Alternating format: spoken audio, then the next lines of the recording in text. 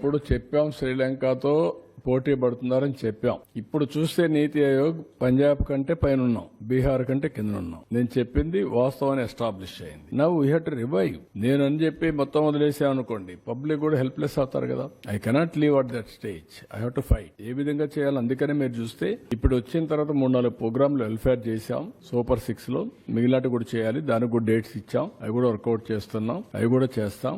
ఏ విధంగా తీసుకెళ్లాలో తీసుకెళ్లి మళ్ళా దీన్ని గట్టెక్కించి రాష్ట్రాన్ని గాడిలో పెడతాం. Will do it. అందుకే మమ్మల్ని నమ్మారు. 93% స్ట్రైక్ రేట్ ఇచ్చారంటే ఒక నమ్మకం, ఒక విశ్వాసం, ఒక ట్రస్ట్. ఆ ట్రస్ట్ ని బ్రీచ్ చేస్తే కరెక్ట్ కాదు. వాళ్ళ మారిగా బాధ్యత రాహిత్యంగా పనిచేయలేం, అట్లని చెప్పి ఇచ్చలవిడిగా చేయలేం. నేను అందుకనే ప్రజల్ని కాన్ఫిడెన్స్ తీసుకుంటున్నాను. I want to place everything before public. Time to time ఇస్తాను. నేను అన్ని చేస్తాను. చేసిన తర్వాత ఏది కూడా సంపద సృష్టించినా, ఆదాయాన్ని పెంచినా, ఆదాయం ఎవరికి చెందుతుంది? It is a public. What all I create wealth, it is a public property. అందుకనే ఇవన్నీ చేసి వాళ్ళకు కూడా గవర్నమెంట్ లో డబ్బులు సంపద సృష్టించడమే కాదు, రైట్ టైంలో వాళ్ళకు కూడా వెసులుబాటు రావాలి. లేదు నేను సంపద సృష్టిస్తున్నాను తర్వాత ఇస్తాను, మీరు మాత్రం సఫర్ కండి అంటే సఫర్ అవడానికి సిద్ధంగా లేరు. ఒక మిస్ గవర్నెన్స్, ఒక కరప్ట్ గవర్నెన్స్ చేసినప్పుడు దాన్ని కరెక్ట్ చేసి మళ్ళీ నేను ఏ విధంగా ట్రాక్ లో పెట్టాను, ట్రాక్ లో పెట్టడమే కాకుండా వాళ్ళ ఇబ్బందులు కూడా అధిగమించే విధంగా I have to plan it.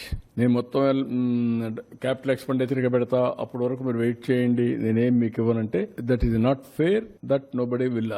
వాళ్ళు కూడా సఫర్ అయ్యేదానికి కరెక్ట్ కాదు. మాకు ఓట్లేసింది సఫర్ కావడానికి కాదు, మాకు ఓట్లేసింది రివైవ్ చేస్తామన్న నమ్మకం కోసం. అదే మరి ఆదుకుంటామని, ఆదుకునే బాధ్యత మా పైన ఉంది. డెఫినెట్ గా ఎవ్రీ మినిట్ ఐఎమ్ థింకింగ్. అయితే Subscribe to Social TV Telugu for more videos. Hit the bell icon for faster updates.